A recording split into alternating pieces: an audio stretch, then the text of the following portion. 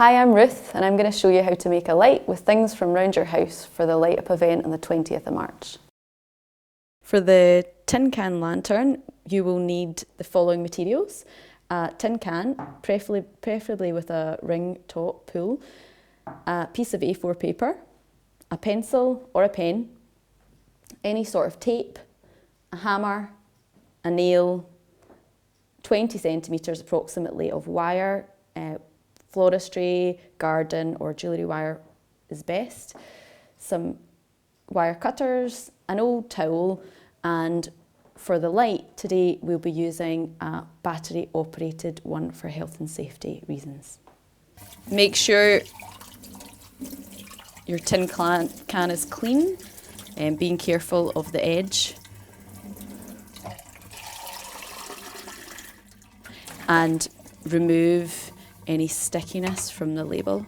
Then fill your can to the top with water, and then we'll place it in the freezer for 8 hours. With your A4 piece of paper, you just need to fold it in half. This will give you the right size for the can. If you make quite a neat seam, this will allow you to open it back up and tear it, just applying pressure on one side.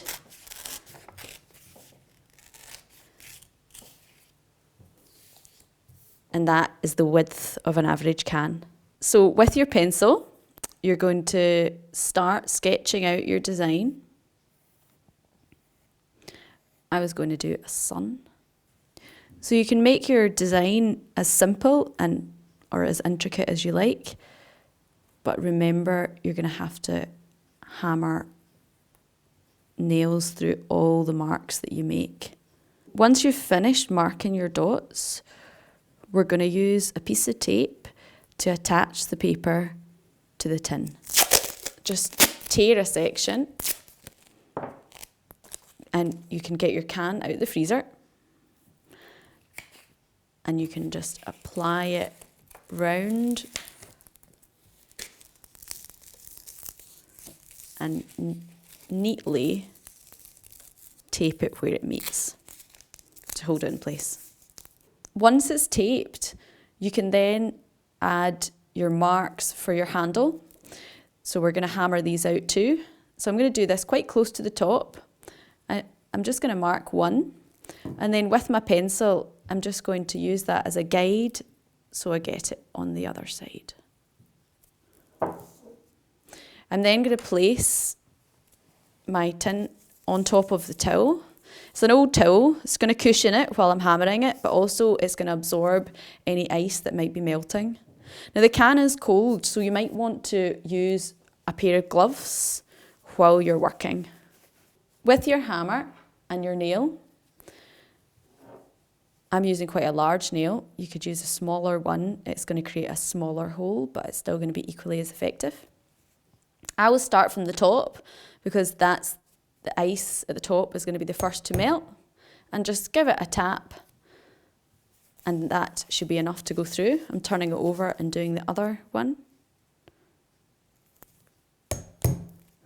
And then I can make my way around the top. You want to do this with adult supervision and just carefully hold and tap the nail on top.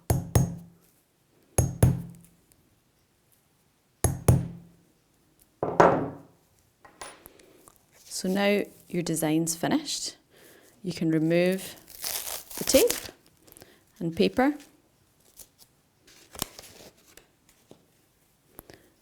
to reveal your holes. It's now ready to run under a warm water tap. Again, if you do this with adult supervision in case the water's hot. So once you've rinsed it out with hot water, should only take a minute. You can dry it off and then remove the towel.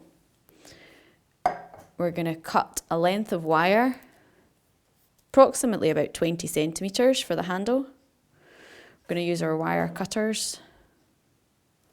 Just make sure you hold the length. So with the wire, you can insert it and bend it round, just using your fingers, and do the same on the other side.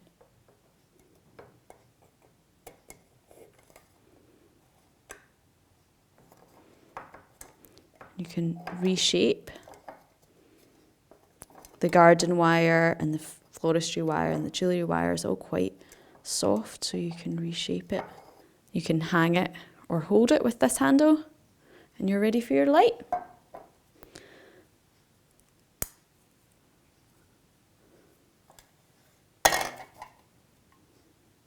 And then you can wait till it gets dark. It's quite effective just like that. Or you could personalise it with a bit of paint to add a bit of colour. So that's how you make your simple light. You can personalise it, add colour, glitter, whatever you have around the house. So be creative and have fun, and we'll see you at the Tin Forest Light Up event on the 20th of March.